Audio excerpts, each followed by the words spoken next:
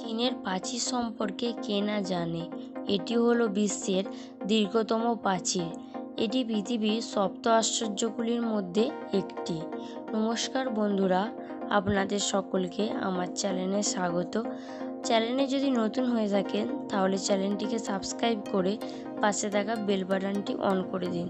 তাহলে চলুন ভিডিওটা শুরু করা যাক। পৃথিবীর এই আশ্চর্য ও দীর্ঘতম প্রাচীরের দৈর্ঘ্য প্রায় 2695 কিলোমিটার এবং উচ্চতায় 4 থেকে 9 মিটার ও চওড়ায় প্রায় 9 মিটার।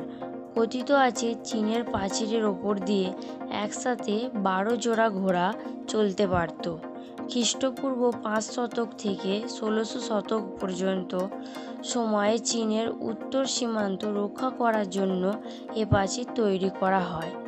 221 খ্রিস্টপূর্বাব্দে কাজ শুরু হয় এবং শেষ হতে সময় লেগেছিল প্রায় 15 বছর, যা ইট, পাথর, বালি, কাঠ ইত্যাদি দিয়ে তৈরি করা হয়। এ সময় প্রায় একই রকম অনেকগুলো প্রাচীর তৈরি করা হয়েছিল। তবে খ্রিস্টপূর্ব 220 থেকে 200 খ্রিস্টপূর্বাব্দের মধ্যবর্তী সময়ে চীনের প্রথম সম্রাট কিং শি হুয়াংয়ের অধীনে নির্মিত প্রাচীরটি সবচেয়ে বিখ্যাত। এটি বর্তমান প্রাচীরের একেবারে উত্তরে অবস্থিত এবং খুবই সামান্য অবশিষ্ট আছে। বর্তমান প্রাচীরটি মিং রাজবংশের শাসনামলে নির্মিত হয়। আপনাদের অনেকের মনে প্রশ্ন থাকতে পারে, এরকম বিশাল আকৃতির প্রাচীর তৈরি করার প্রয়োজন হয়েছিল কেন? ইতিহাস হতে জানা যায়, সে সময় মাঞ্চুরিয়া আর মঙ্গোলিয়া যাযাবরদের দস্যুরা চীনের বিভিন্ন অংশ আক্রমণ করত এবং বিভিন্ন ক্ষতি সাধন করত। ফলে দস্যুদের হাত থেকে চীনকে রক্ষা করার জন্য এই প্রাচীর তৈরি করা হয়েছিল। 246 খ্রিস্টপূর্বাব্দে চীন বিভিন্ন খণ্ড রাজ্যে বিভক্ত ছিল। এদের মধ্যে একজন রাজার নাম ছিল শি হুয়াংটি। অন্যান্য রাজাদের তিনি সংঘবদ্ধ করে নিজে সম্রাট হন।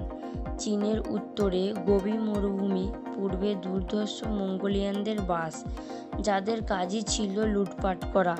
এদের হাত থেকে দেশকে বাঁচানোর জন্য সম্রাটের আদেশে চীনের প্রাচীর তৈরির কাজ আরম্ভ হয়।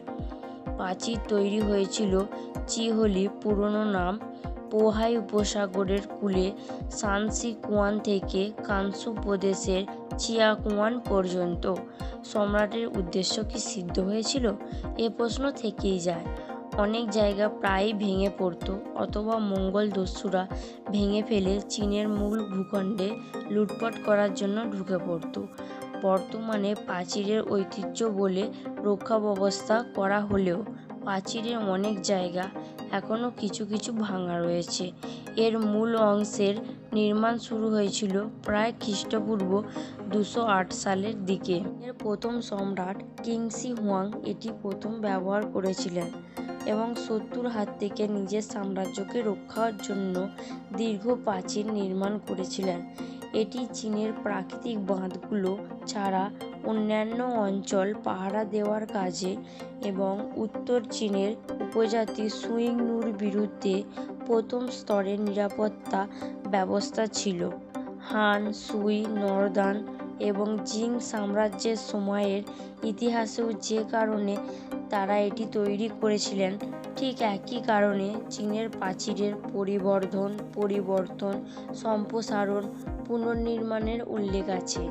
বেইজিংয়ের উত্তরে এবং পর্যটন কেন্দ্রের কিছু অংশ সংরক্ষণ এমনকি পুনর্নির্মাণ করা হলেও দেওয়ালের বেশ কিছু অংশ ধ্বংসের সম্মুখীন হয়। ক্ষতিগ্রস্ত অংশগুলো গ্রাম্য খেলার মাঠ এবং বাড়ি ও রাস্তা তৈরির জন্য প্রয়োজনীয় পাথরের উৎস হিসেবে ব্যবহৃত হয়।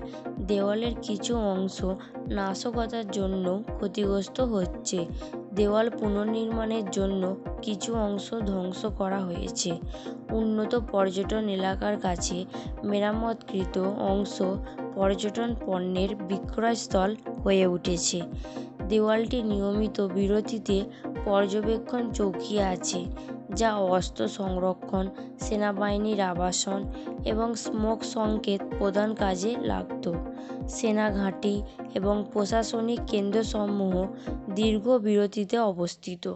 গ্রেট ওয়ালের সীমানার মধ্যে সেনা ইউনিটগুলোর যোগাযোগ যেমন দলকে শক্তিশালী করে এবং শত্রুদের আন্দোলন সম্পর্কে সাবধান থাকা ছিল উল্লেখযোগ্য। দেখার সুবিধার জন্য পাহাড় সহ অন্যান্য উঁচু স্থানে সংকেত টাওয়ার স্থাপন করা হয়েছিল।